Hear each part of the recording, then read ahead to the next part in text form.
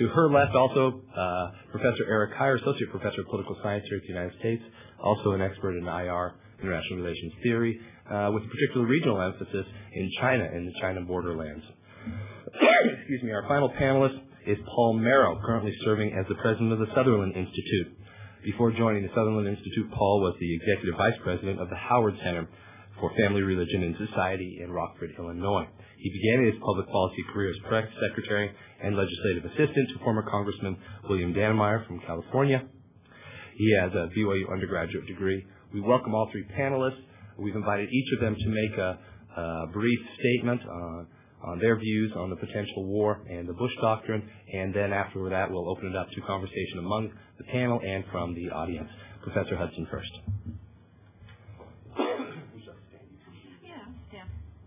Thanks so much, Jeff. When Corey and Jeff were organizing this conference, I told them, well, at some point we needed a real kick-butt debate. And and so I guess that got me drafted, which means that Eric Hyer and I have actually done this before. So we're going to go at it again. Paul, we're going to treat you a lot more gracefully than we will each other.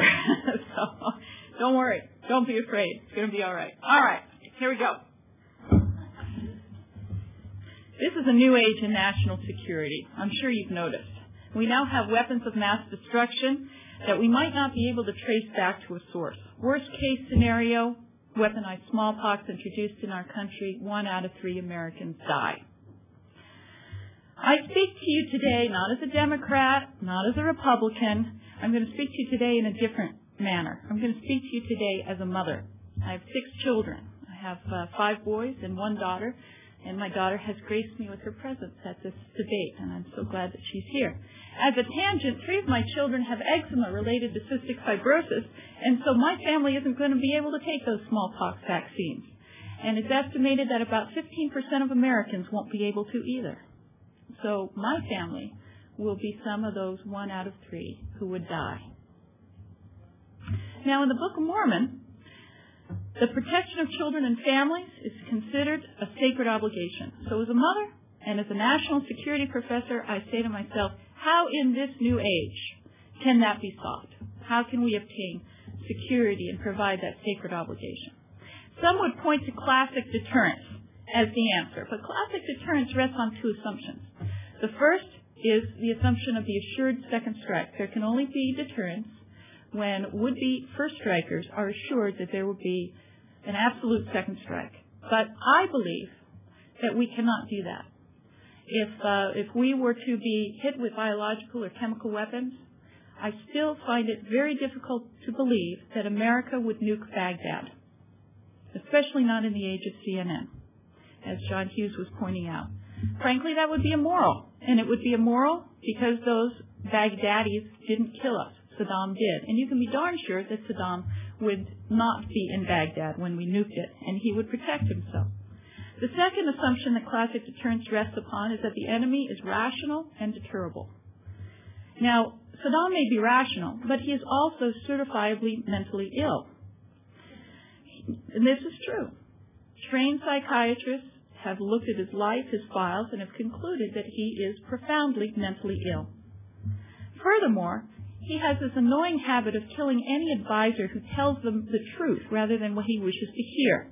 So not only is he mentally ill, but he is surrounded by people who will not be telling him about reality, but only telling him what he wants to hear. This is not a good foundation for deterrence. This is a bad foundation for deterrence. Saddam in the past has always been aggressive in his miscalculations. He miscalculated when he invaded Iran. He miscalculated when he invaded Kuwait. He has used weapons of mass destruction on his own people, for example, killing all inhabitants of the village of Halabja in 1988, over 5,000 persons, with sarin. Saddam kills hundreds of Iraqis a day. Saddam himself claims to have created 4 tons of VX gas, 5,000 gallons of botulinum toxin, 2,300 gallons of anthrax, and stockpiled 50 kilos of enriched uranium, as well as field-tested all sorts of sprayers to disseminate his CBW. He claims to have destroyed it all in 1991, but there's absolutely no evidence that he did so. To even acquire these weapons is madness. The U.S. and Russia are destroying their stocks and slashing their nuclear arsenals. Saddam is obtaining these weapons for his grander purpose, to take over his rich, weak neighbors and become a mighty power. Now, others say that we should simply accept a balance of terror with Iraq, as we did with the Soviet Union, and which might be forming now with North Korea. That balance allowed the Soviet Union to massacre its citizens, millions of them, invade and enslave its neighbors, wreak havoc around the world with proxy wars.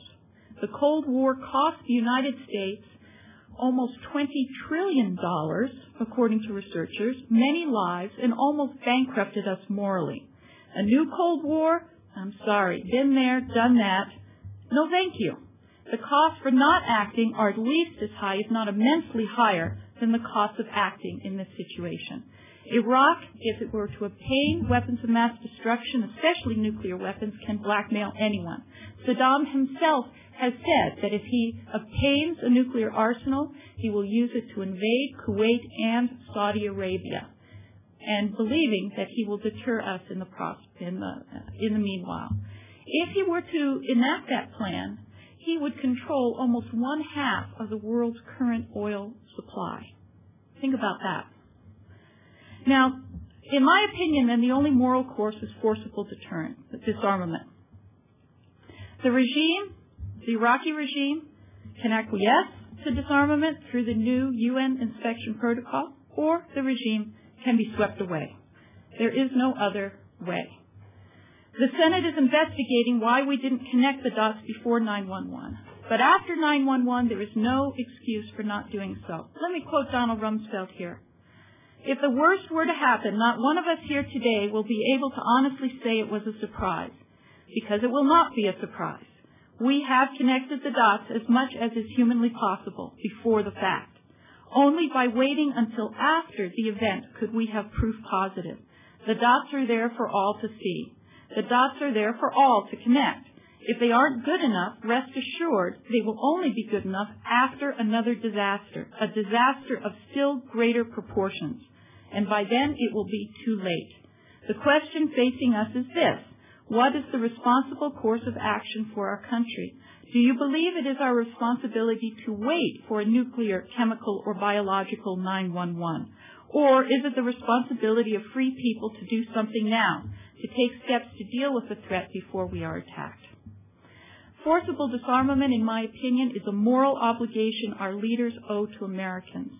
For example, in the state of Utah, if you are mentally ill, have killed or hurt someone, or been engaged with domestic violence, they take away your guns. If Saddam lived in the state of Utah, he would not be allowed so much as a pistol, much less smallpox, nukes, or VX deaths. The evil is real. The danger is real. For the last 10 years, America could pretend it was all unreal and refuse to think about the unthinkable. No longer. We've experienced over 3,000 American deaths on our soil, innocent Americans, not even soldiers. That was greater than what we experienced in Pearl Harbor. Perhaps you've seen this insert of the New York Times, where the faces of all of the men and the women and even a few children are displayed. I am sorry to even have to turn these pages. I wish you could focus on their faces while I speak. Customary law allows that self-defense includes the right to stop an attack before it happens. And yes, we can pursue simultaneously both Al-Qaeda and Saddam Hussein, because the two tasks require very different military responses that would not conflict with one another. This is not an either-or situation where we either get Osama bin Laden or Saddam Hussein. The longer we wait, the stronger Saddam becomes. We have given peace and diplomacy and economic sanctions a chance for over 10 years, and our obligation to use force only as a last resort has been fulfilled many times over. If the inspections fail, we must invade. We must do what must be done and let the consequences follow. One of those consequences is that we will deter others from seeking weapons of mass destruction if we show the world that you are less secure if you obtain them. Sure, we will be hated. We're already hated. Nothing will change that.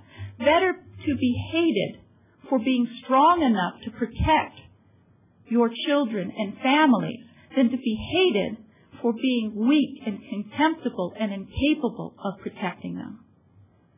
In conclusion, I am sure you remember the scripture that Christ gave us. Be ye wise as a serpent and harmless as a dove. He did not say, be ye harmless as a dove and dumb as a rock. If we are not able to act in the face of true evil and true danger, then we are, in effect, committing suicide by acquiescing in our own destruction. If we do not act, then we deserve what we get. Thank you very much.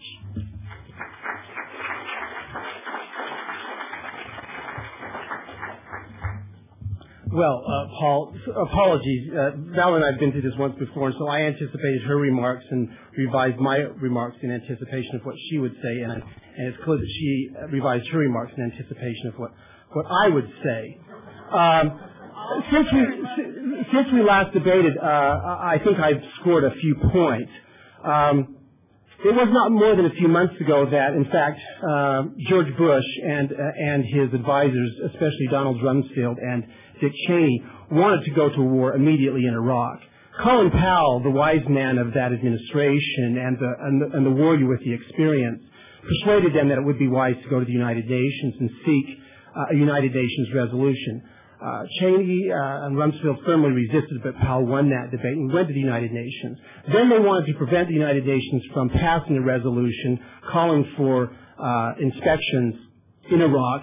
Again, they lost that debate. Then they wanted a resolution that would at least say if we do inspect and we find nothing, then we can go to war. And they lost that debate also. And we have a resolution which authorizes inspection and the effort to disarm Saddam Hussein using peaceful means. And if that doesn't work, then the question of whether war in Iraq will take place is, in fact, still on the table. The French and the Russians and the Chinese all made sure that that was the case in that resolution. The dirty little secret here is that Colin Powell didn't quite had the wisdom not to let Cheney and Rumsfeld know that they do not have authorization for the UN to go to war. And certainly the United States is not going to sit around, nor would I advocate that they sit around and wait for United Nations authorization. I think states have the right to do what they want. Now, first of all, I want to talk briefly about the Bush National Security Doctrine, then move on to specifically how that doctrine may influence war with Iraq if it comes. In the National Security Doctrine, which was recently published in the last 2 months, Bush's thinking on these things is set out quite clearly. It says, quote, the purpose is to, quote, defend the peace by fighting terrorists and tyrants, preserve the peace by building good relations among great powers, extend the peace by encouraging free and open societies. We cannot let our enemies strike first. Bush has made a fundamental change in American national security doctrine. Bush now advocates that preemption should replace containment and deterrence as the United States national security modus operandi. He plans to make this possible by maintaining military forces that are, quote, strong enough to dissuade potential adversaries from pursuing a military buildup in hopes of surpassing or equaling the power of the United States. That is the Bush National Security Doctrine. But despite his pledge to build, quote, build good relations among great powers, it seems that he is willing to abandon our alliances to seek hegemony and to act unilaterally. The only allies the Americans have at the present time in Iraq are a madman and an Englishman, Ariel Sharon, who will soon be out of power, and Tony Blair, who will probably also soon be out of power. So we're left without any allies. So in fact, rather than seeking to good relations among the great powers, namely our allies, we are in fact abandoning our allies and seeking to behave unilaterally, and seeking to build up our hegemony so that we can in fact act unilaterally by building up a military force that is simply unchallengeable. I'm not against building up military force. But remember, other nations can certainly unite against us.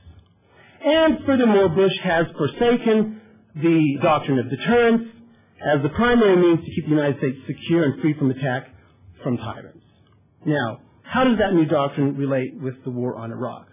Here I'd like to make 4 points. A preemptive war in Iraq against Iraq is in fact a misnomer. A preemptive war means that you're going to attack a nation that is immediately threatening to attack you. In other words, it's a preemption against the immediate threat of war. Actually, a war in Iraq at this time would be not a preemptive attack, but a preventive war against Iraq. Now, what is the purpose of a preventive war? Saddam does not have the ability or the intention to attack the United States. Important to remember, he does not have the ability to attack the United States. Iraq is not an immediate threat to the United States. An attack on Iraq would not be preemptive and therefore is not justifiable and is questionable in terms of U.S. national interest, which is my primary concern, and secondarily, it's questionable in terms of considerations of just war and international law. International law certainly does allow defense, but remember, this is not a defensive war. This is a preemptive war. This is a preventative war. In other words, a first strike against someone who is not immediately threatening us. As Jeff referred to, John Quincy Adams warned us we should not go abroad in search of foreign monsters to destroy. Are we searching for a new monster in Saddam Hussein? At this time, a U.S. preventive war against Iraq is an unprovoked first strike in order to disarm a potential adversary and ensure U.S. hegemony vis-a-vis Iraq into the foreseeable future. Now, there's nothing wrong with not dominating Iraq. But such a war will likely open the gates of hell. Now, by opening the gates of hell, what do I mean? First of all, it will assuredly increase anti-American terrorism in the region and the world. Is that what we want? Secondly, it will provoke Saddam Hussein, who Valerie thinks is a certifiable crazy man. I've never met a psychologist whose diagnosis I trusted. They're about like auto mechanics. It will provoke Saddam Hussein, this madman, into a take everyone down with me psychology, which will in fact encourage him to unleash his chemical and biological weapons. These will not hurt us, but they in fact will probably devastate our friends in the region, who he can hit. It will also more surely unleash a chain of events that we'll have no control over, such as a Kurdish nationalist movement, which the Turks, our allies in NATO, have said will be cause for war. No, the Turks, the Iraqs, the Iranians will not allow a Kurdish nationalist movement to survive. So, are we going to unleash a Kurdish national movement and provoke our ally Turkey into a declaration of war, which they have clearly stated they would do? And this will destabilize the region and possibly start a region-wide war that we will have no control of. Those are things we need to contemplate. My third point, terrorism poses a greater threat than does Iraq. The attempt to equate war with Iraq and the war on terrorism is misguided and ultimately undermines the war on terrorism.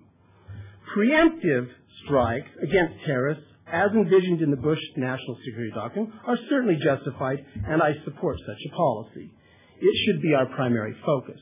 Saddam Hussein is not an immediate threat, and there is no necessity at this time to fight a preventive war against Saddam Hussein. Now, let me talk about deterrence, a doctrine which I support, and I think we have a number of years, thousands of years of history to prove that deterrence in fact works. First of all, the U.S. has the capability, the commitment, and the credibility to make deterrence effective. We have clearly demonstrated this in the past and more recently. We have used weapons of mass destruction against our enemies, both in Hiroshima and in Nagasaki, and we have used chemicals against our enemies in Vietnam. So we have used chemical weapons and other weapons of mass destruction. I think we have demonstrated our credibility.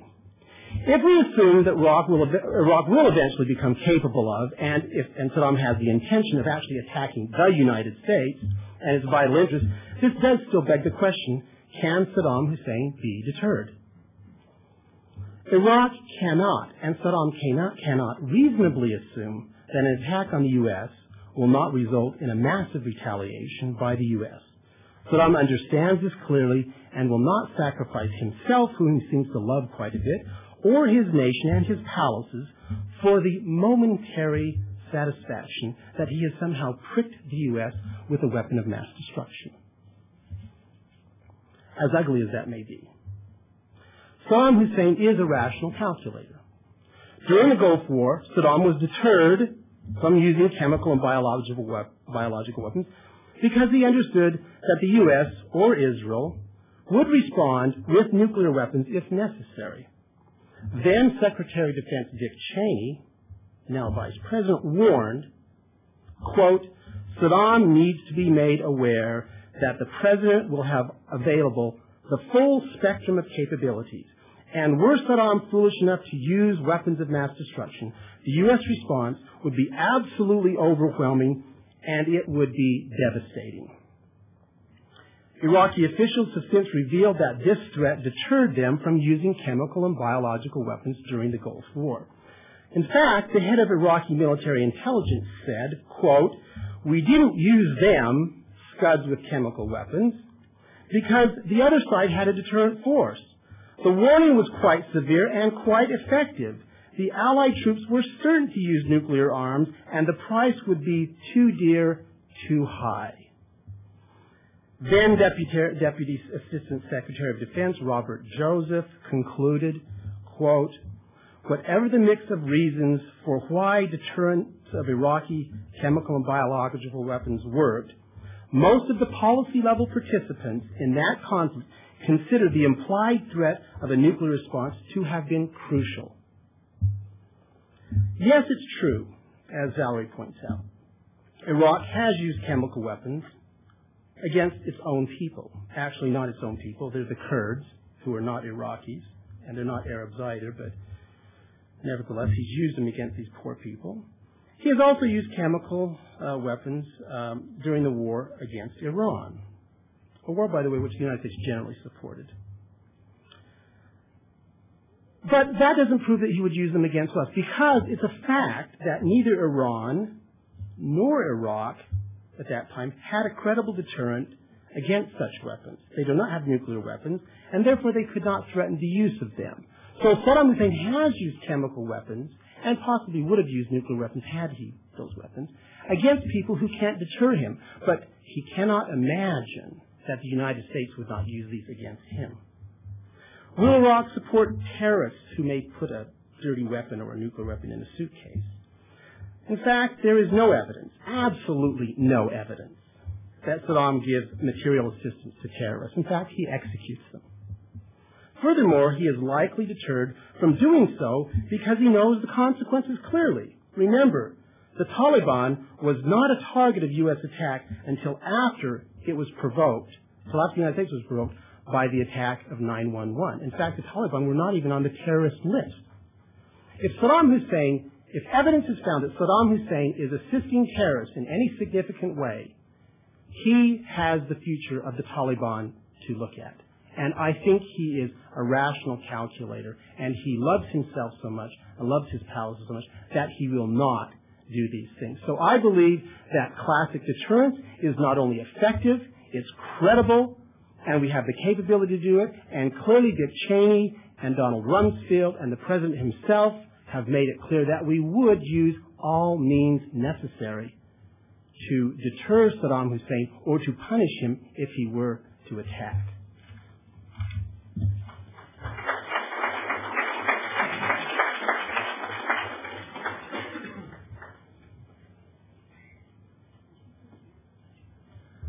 Those must have been your students who just left, huh? Had to be here. Am I the only one who felt the floor shake through all of that? That was my Skyroom lunch. I suppose I'm being billed as a third approach to these two informed opinions. It's true. Mine is the correct approach. But, perhaps the difference between what I'll tell you and what you've heard is more along the lines of the differences between academia and politics, that they think too much and I think too little. But I'd like to start by telling you that it was nearly 12 years ago that I sat in a Rayburn office building room with my then boss, Congressman Dannemeyer. And we were talking about whether or not he was going to support or oppose the congressional resolution to support a president named George Bush against a madman named Saddam Hussein. That was January 12th, 1991. And then a month and a day short of 6 years later, I sat with another employer of mine, a fellow named Bob Dornan, and we were talking about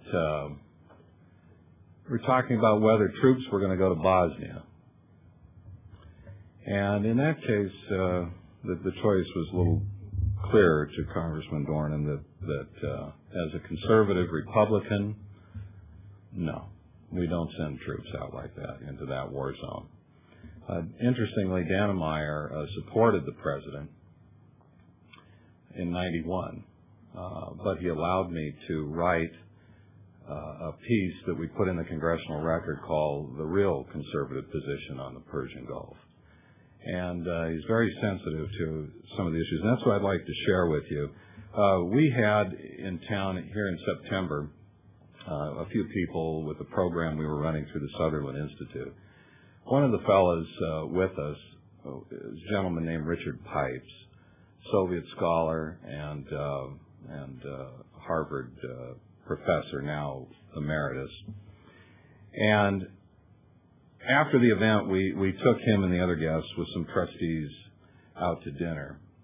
We're sitting up in the Joseph Smith building, up in whatever that room they call it, where you can see everything. And the topic of Iraq comes up. Now, on any other issue, I dare say that the group of us sitting there would probably be in agreement, but the group was evenly split that night, and passionately so, over whether we should be involved or not. And so I ask the question now, why? Why do conservatives, political, philosophical conservatives, split on this issue? In doing so, in answering this question, I'm going to just tell you how I've thought through this thing. To me, I have to address it on two levels. The first is very personal, moral level. And then secondly, I have to address it as a public policy issue. I think you heard some of both arguments come out here. On a personal level, what I have to ask is, when am I justified to take human life? Now, we don't have time, of course, but, we go through the Book of Mormon if you're LDS, and I think the answers are pretty clear there, that a just war is a defensive war, and that resonates with me. I feel good about that position. It fits my moral construct. It fits my religious construct. And so, for instance, do we go to war in the Persian Gulf over, say, democracy? Back in 91, that was one of the things supposedly we were fighting for, was democracy. Well, we all know there's really no democracy in that region at all.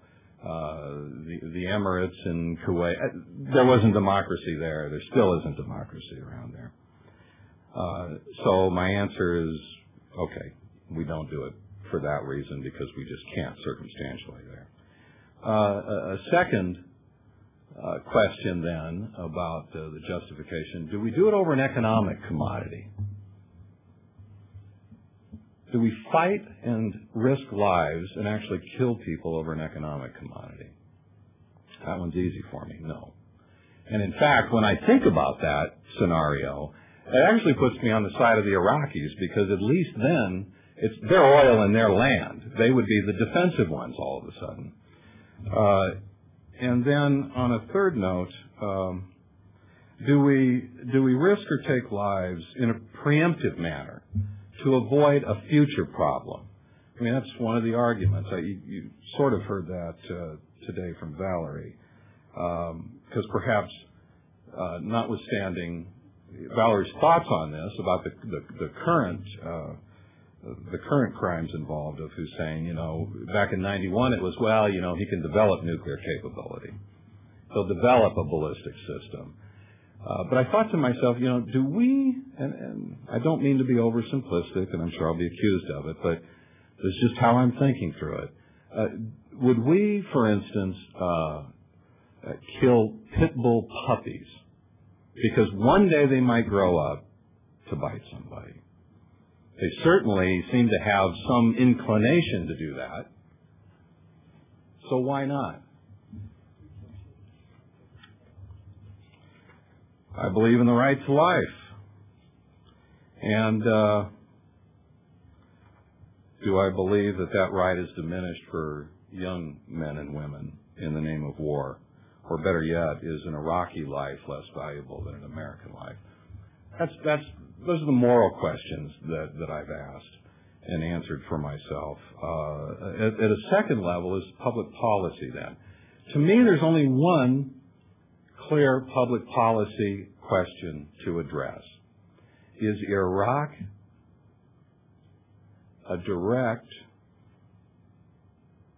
physical threat to the United States? And, my answer is the same as it was in '91. No, they're not. But now you have to kind of be careful with that. Maybe it's a qualified no. Did they assist with the terrorist attacks on September 11? If they did, well then clearly I think there's justification from a public policy perspective to pursue them. And then questions about how you do so is a whole different ballgame. And that kind of leads me back to that dinner time conversation. Richard Pipes, of the 15 people sitting around this round table up there in this restaurant, Richard Pipes is probably the most qualified to speak on these issues among the group that was present. And he sat quiet. First I thought he had fallen asleep. He's a pretty old guy. But he sat quiet. But then, he said, he finally commented, and he was talking about his experiences with the Cold War and the Reagan administration. And his summary point of the entire conversation was, sometimes you just have to take the president's word for it. That there are things that they know that they cannot talk about in the name of national security, that we just have to accept on faith. That's a pretty huge step, I think, for anybody who really believes in representative democracy. We believe in airing out all things. But I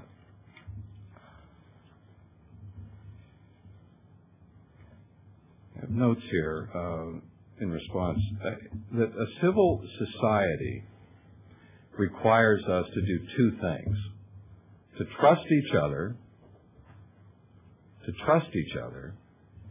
and also to sacrifice for each other. In politics, that's an extremely difficult thing to do. But those are the hallmarks of civility. The opposite of civility really is cynicism. And I want to be civil in this case of trusting the president, but I have to admit that I remain somewhat cynical about it. I remain that way because I figure that the President of the United States should really have that moral justification on his side to put American and foreign lives at risk. And the question mark with, is Iraq in bed with the terrorists? I mean, in a real fundamental, direct way, is my only question. Then I fall back on my original question, which is Iraq a direct physical threat to the United States? And again, even 12 years later, I don't think so. I think the real conservative position is to address these fundamental moral issues involved, address the principles involved, and then accept that in the area of foreign affairs, we do have to take the president's word for some things.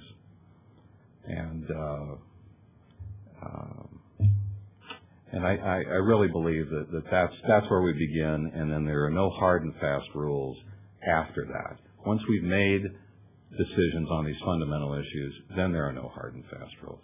So, thank you.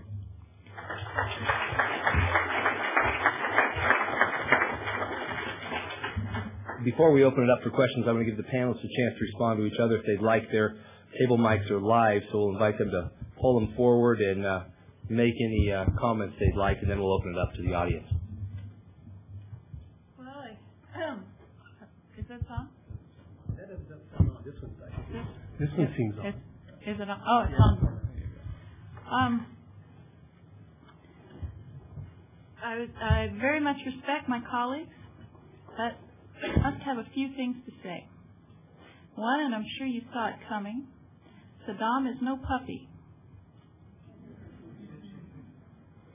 Saddam has ravaged his neighbors, killed thousands of his neighbors, killed thousands of his own people, killed our people.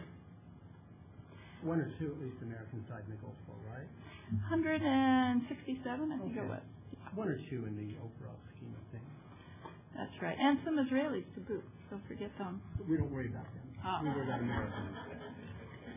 So I think what we're looking at is a fairly mature pit bull who now has much grander visions in mind. He's suckered us over the last several years to rebuild not his conventional capabilities, but his weapons of mass destruction. That is where he's put his emphasis. And unless we ask about his intentions in doing so, then I think we are remiss. I must take my dear friend Eric to task, at least for one thing, in suggesting that America determined to kill Vietnamese with chemical weapons in Vietnam. He's referring to Agent Orange, and I think most of the older people in the room would concur that the time we were using Agent Orange, we viewed it as a herbicide. Our troops were not protected against Agent Orange at all, and our troops suffered massively also. So the Pentagon has had to set up not only funds to help American veterans, but also Vietnamese as well, who were harmed by Agent Orange. But to suggest that we knowingly used weaponized chemicals in Vietnam is just slightly disingenuous. We didn't know what it was? We knew it was a herbicide. We knew it would kill and we used it foliage. Right? We used Agent Orange on America's farmlands, too. Well, okay, but we still use it. So my point is, we use chemical weapons. Whether they were herbicides, the people suffered from it. So to say that it was sort of an innocent use of them, it's like saying Saddam Hussein didn't really know what sarin gas would do. He just was experimenting on these people in that village. So we really can't hold him culpable because it was an experiment. I don't find that a parallel at all. Well, Saddam Hussein knows exactly what nerve gas is. Valerie, my point still stands. We used chemical weapons. We did not weaponize Agent Orange. We dropped it out of airplanes, and it did kill people, and people suffer consequences from it. No, well, we can debate the semantics of that, but I think you're wrong on that. But the point still is we use chemical weapons. You're not disputing that, are you? I am. Oh, we didn't use chemical weapons. We used chemicals that we did not know were weapons. Okay. Chemicals, but we didn't know they were weapons. Okay. That's exactly right. That's a semantic joke. Yeah, I think so. I think so. I also found it a little odd that you stated that Saddam Hussein executed terrorists. I presume you're talking about Abu Nidal. Yeah, that's right. But and other terrorists who have been out after him, other Al-Qaeda people who have tried to get him. But he also harbored Abu Nidal for many years before killing him and supported terrorist activities against the Israelis. True, but, I'm not saying that Saddam Hussein is innocent in this, but Saddam Hussein... So there's a link to terrorism. Well, there was a link to terrorism, but I don't think first of all, there's no link to 9/11. Now, despite the one rumor out there that one Al-Qaeda person talked to a Czech person in Prague, we know that now is wrong. The Czech intelligence have told the White House that was a false report. That is not substantiated in any way. We have no evidence their concerns. If we did, I wouldn't have any problems. But let me pull an Eric Hyer on you. You do not deny that Saddam Hussein has supported terrorist groups. No, I don't deny that. So have we. Remember, we supported Al-Qaeda during Afghanistan, Valerie, a terrorist group, a known terrorist group. Well, so all that's states, also a little all states disingenuous. support terrorism for one reason or another when it suits their interests. So to simply say that we don't and he does, and that justifies war, there's no evidence that he supported terrorism against the United States. Absolutely none. How about our allies? I'm not worried about them. They can worry about themselves. But you cautioned us not to abandon our allies, that this is one of the No, I didn't caution us not to abandon our allies. I cautioned us to not think that we can unilaterally go it alone. We should use our allies when it suits our interests. And when it doesn't, they're no longer our friends. We can dump them. We shouldn't be. And then go it alone. We can choose other allies. But don't get wrapped in that somehow we have some moral obligation to stand behind the French or the British or the Israelis because somehow they're our friends. Remember, we have no formal alliances with any Gulf state or the Israelis. No formal defense treaty with them. We have no obligation, morally or legally, to defend them against an attack by Saddam Hussein. If we do, it's because it suits our interests, not because it suits their interests. That's exactly right. That's exactly right. But when we were talking about terrorism... Paul's the real conservative voice here. I'm not. I'm uncomfortable being associated with the conservative side. Is that the conservative side that you were expounding? No, I'm a conservative realist. Valerie represents the liberal side here. Let me say, I should say that, oftentimes people, and I think it's important for the audience to know this, that this debate, you cannot divide this debate into a conservative versus liberal in the traditional sense, or a hawk versus dove in this real sense. I mean, here Paul's the conservative voice, and he's against going to war. I'm the more liberal of the group here. But I am a realist, and I'm a conservative realist, and think that force should be used very judiciously and very cautiously for the narrow purpose of defending America's national interests, not as the good guy that's going to help out some friends that we have, because they'll stab us in the back when they need to. Let me break in here. And others have before. So why should we worry about the Kuwaitis or the Saudis? My gosh, they hate us. I'm going to break in quickly. I'm enjoying this. LDS society is typically so conflict averse we don't have disagreements, so I'm enjoying this very much. I do want to get a couple questions in from the audience before we run out of time today. We only have a few minutes left before we need to break before the 4 o'clock panel. Marilyn is at the back of the room with the roving mic. If there's some questions from the audience, we'd be happy to take those. There's one at the back. I wanted to ask the General President Institute. You said that we don't. Sorry, I'm loud. You said that we don't go. There you go. Thank you. That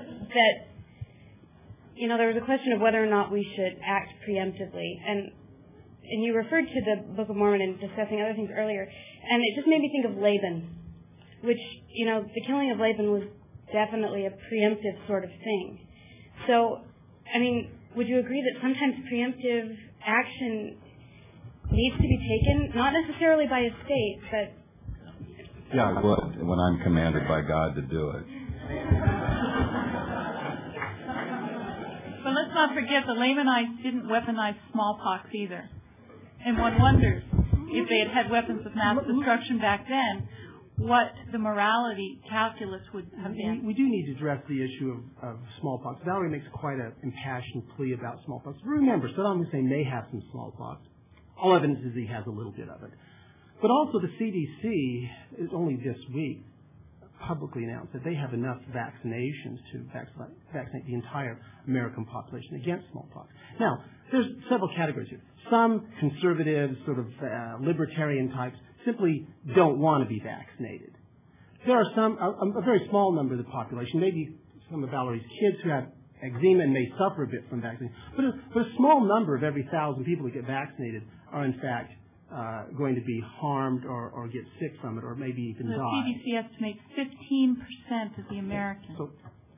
So the point is, the first question is, Saddam Hussein has not been able to weaponize this. He can't. How does he deliver it to the United States? If he did deliver it, it's not going to kill a third of our population. It's something that people can get immediately immunized against, and we can contain it. But my point is, again, that Saddam Hussein has been deterred in the past from using chemical weapons. why wouldn't he be deterred in the future or now when he knows that terror would be rained down upon his head? We could not only blow up his palaces, we could make the rubble bounce over and over and over again. I don't think he's going to risk that. He knows we'll do it. No one thought he would invade Kuwait. We miscalculated, and so did he, and I'm not disputing Well, then there are miscalculations. There certainly are, but I think the 15% of the American miscalculation... population is about 45 million people. But see here, you're asking us to make a leap of faith that, in fact, he has the capability of doing that, and in fact, he would do that if he had the capability. Neither of those are substantial. Number one, he doesn't have the capability, and I doubt he has the intention. He, in fact, may be using it as a deterrent against us, saying, if you attack me preemptively, believe me, I've got a few goodies in my basement that I can use against you. So, in fact, maybe his smallpox, whatever that is, those bugs in the bottle or something, is, in fact, just simply a deterrent. And it seems to be credible, Valerie. You seem to believe he has it and he would use it. So he has actually deterred you. No, it's actually made me more eager to follow the Bush administration policy. You want to provoke him to unleash this stuff, and I'm going to take you all down with me. Let's get this last question here before we're going to have to break. I want to ask a question about deterrence. Do you think that we are really willing to use nuclear weapons, use everything we've got, or is that kind of an empty threat? I mean, seeing the effects that it had the first time we did that, are we really willing to do that again? Yeah. Well, let me speak for myself. I'm willing to. I'm not. Remember, first of all, you have to remember that the atomic bombs were not militarily necessary nor justified in the war against Japan. They were a deterrent effect. We wanted to deter the Soviet Union from moving further into Europe, and we wanted to deter them from moving further into East Asia. They were not necessary to end the war. There's a lot of research on that. They were used deterrently. I don't know why we wouldn't do it again. We have better nuclear weapons now that are much more targeted. The area of destruction is much more limited and things. So I don't know why we do. The distinction between conventional nuclear weapons is a distinction without a difference to me, because dead is dead. I mean, a nuclear weapon death, a conventional weapon death, dead's dead. So yeah, I think we would, and I think Saddam Hussein clearly is deterred by the fact that we could destroy his society 10 or 15 times over. But we wouldn't destroy his society. Now, look how angry the Americans were after several thousand people were killed in New York City. And look what we did to Afghanistan. We made the rubble bounce there quite a bit. Now, if a larger attack occurred against the United States by a state, not a terrorist who we can try to hunt down, but by a state, you don't think the president would be drawn and quartered if he just sat on his hands and said, well, I'm kind of queasy about this. I don't really think that I want to use these weapons because I'm a little queasy about it. Heavens no. Those people would be pushing the button in a minute. And remember, after you push the button, it's about 20 minutes, and then it's all gone. But Saddam's not gone, and we know that. How do you know he's not gone? If he's gone or not, he's lost everything that means anything to him. He's taken us down. And I don't believe that we would do it. I don't believe that we would do it. We now understand that classic deterrence commits you to act monstrously, horribly, immorally, obscenely when it fails. Valerie, you're talking about a massive preemptive strike. How is that more moral than a massive counterattack? Because we will not be targeting civilians in the conventional war. Give me a break. Whereas nuking Baghdad... Give me a break. Nuking Baghdad is intentionally targeting civilians. There is a major difference in intentions, and there will be a major difference in the bottom line of how many people get killed. No. If you tallied it up, if we suffered a chemical biological attack, let's say 45 million... We then go out and that's a conservative number. No, it's not. We then go out and we nuke Baghdad, maybe taking 25% of their population, which would, another, 40 million? So let's see, we're up to 85 million human beings, when instead we could do a conventional attack and make sure that none of this could ever occur, that we would never have to nuke Baghdad. And what is your conservative estimate of how many Americans are going to die and how many Iraqis are going to die as we try to hunt down Saddam Hussein and his chemical weapons? Well, I believe You the favor researchers that? now say 20,000. So 20,000 versus 85 million. And remember, We wouldn't do it, Remember, Eric. William Westmoreland thought, Mad is a dead. few more lives in Vietnam, and the job will be done, Mr. President. But 60,000 lives later, we finally decide to give it up. Destruction is morally bankrupt and has been for years, and Americans will no longer tolerate having to commit monstrous obscenities on innocent people to avenge our dead who did not have to be dead in the first place. I don't see it immoral, nor do I see it obscene. Thank you, Valerie. Thank you, Eric. Mr. Merrill, final response? Good. Thank you, panelists.